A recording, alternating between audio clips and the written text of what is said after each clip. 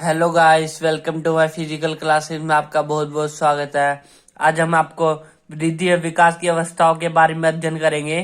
कितनी प्रकार की अवस्था होती है। फर्स्ट, शिशु अवस्था।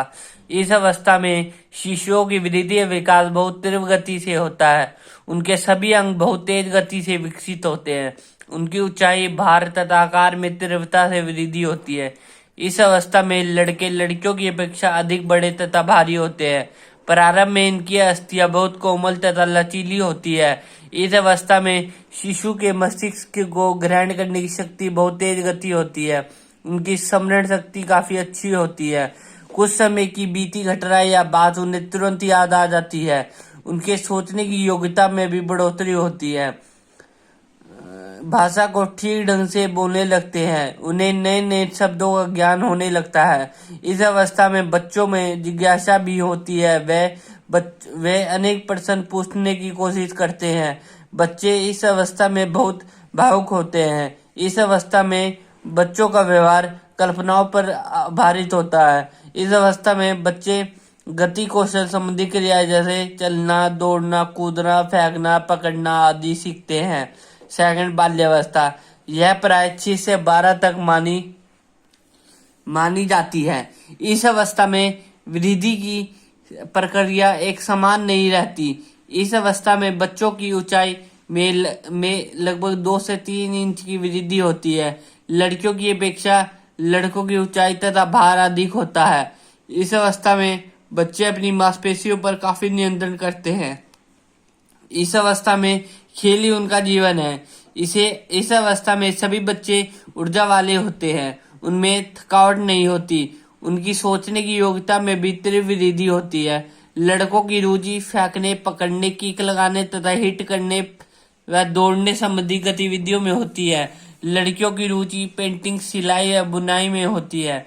इस अवस्था में उनमें सामाजिक गुणों का विकास होता है। इस अवस्था में इनमें सामाजिक गुणों का विकास होता है। वे अपने बराबर की उम्र के लड़के व लड़कियों के साथ खेलना पसंद करते हैं। थर्ड, किशोर अवस्था। यह बाल्यावस्था के बाद से शुरू होकर युवावस्था से पहले तक रहती है। यह माना जाता है कि यह 13 से 19 वर्ष की आयु तक रहती है, इसलिए इसे टीनेज भी कहा जाता है। इस अवस्था की निम्न विशेषताएं है। फर्स्ट, शारीरिक विशेषताएं। शारीरिक रूप से अनेक परिवर्तन होते हैं। लड़के और लड़कियों में शारीरिक परिवर्तन शुरू हो जाता है। लड़कियों की आवाज सुरीली, कोमल व मधुर हो जाती है। लड़कों के मुंह पर दाढ़ी व मूंछ आने लगती है। मुंह पर लड़कियों की चौड़ी छाती व कंधे कम चौड़े होते हैं। इस अवस्था में इनमें चिंता का भी बढ़ना शुरू हो जाता है। सेकंड, मानसिक विशेषताएं।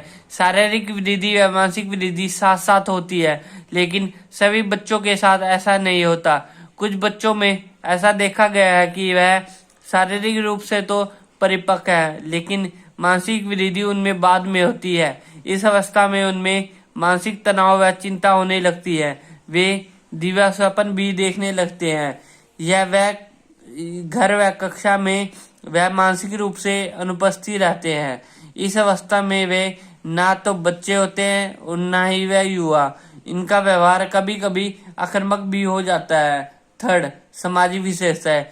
किशोर खुद का चुना हुआ रास्ता ही अपनाते हैं, परंतु समाज उनके जीवन में रुकावट पैदा करता है। इस अवस्था में उनके मित्र ही उनके लिए महत्वपूर्ण है। वे अपने विचार, ज्ञान का आदान प्रदान करते हैं। बच्चों, जो आज हमने अध्ययन कराया उसको नोट कर लेना। Thank you for watching my video.